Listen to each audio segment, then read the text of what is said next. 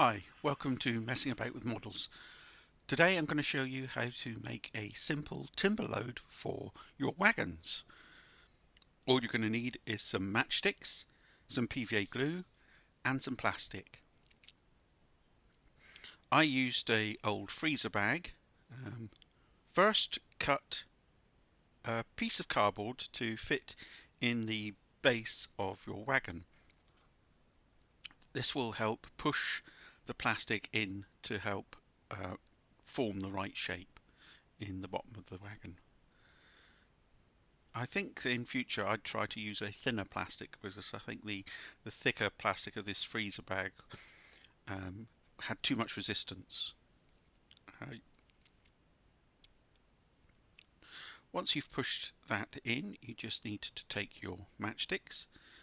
I found that the longest and most tedious part was taking all the match heads off of the sticks,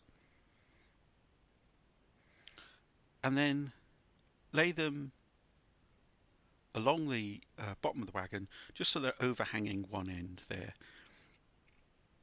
It was quite tricky to make sure that they were all facing in the right direction, etc. And I think that I would have made them fit a little bit more tightly if I was doing this again.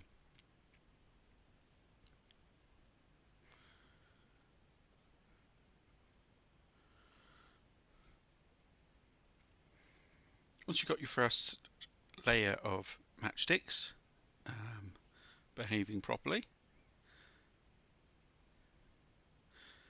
then just add some PVA glue to help them stick together. I think I used a little bit too much PVA glue, even though this was a relatively weak one. If you're using a stronger wood glue, then I would maybe water it down 50-50. The idea is not to just glue the wagon. The idea is not to just glue the matchsticks together, but to have something to bind with the succeeding layers. In real life, a rake of these wagons would have had the timber overhanging in the same direction, and at the front there would be a empty wagon. Next layer went in much easier, and as you can see, it's just then a case of building up the layers of matchsticks to form the timber load. I think you can see here I have used too much glue.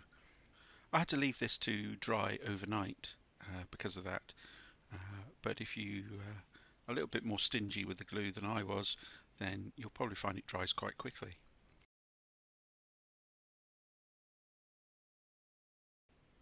And once the glue's dried, you should be able to get the load out like this, and it just will drop in to the wagon and looks very convincing. You might also find a load like this to be covered with a tarpaulin or partly covered by a tarpaulin.